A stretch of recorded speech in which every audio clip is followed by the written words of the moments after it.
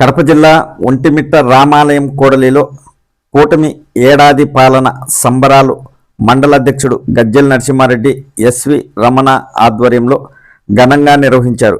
ముందుగా cake cut చేసి అనంతరం ప్రధానమంత్రి నరేంద్ర మోడీ, ముఖ్యమంత్రి చంద్రబాబు నాయుడు, ఉప ముఖ్యమంత్రి పవన్ కళ్యాణ్ ఫోటోలకు పాలాభిషేకం చేశారు. ఈ సందర్భంగా నాయకులు మాట్లాడుతూ కూటమి అధికారంలోకి వచ్చాక రాష్ట్రం అన్ని విధాలా అభివృద్ధి చెందుతుంది అన్నారు. ఈ కార్యక్రమంలో ప్రధాన కార్యదర్శి బొబ్బిల్ రాయుడు, ఉపాధ్యక్షుడు మౌలాలి, రాచగూడుపల్లి గ్రామానికి చెందిన పివి రమణ, బీజేపీ మండల అధ్యక్షుడు భానుప్రకాశ్ రాజు, చెరువు సంఘం అధ్యక్షుడు పాటూరు గంగిరెడ్డి, రోషయ్య, కత్తి చంద్ర, కత్తి ఐవారైతో పాటు పలువురు టీడీపీ నాయకులు పాల్గొన్నారు.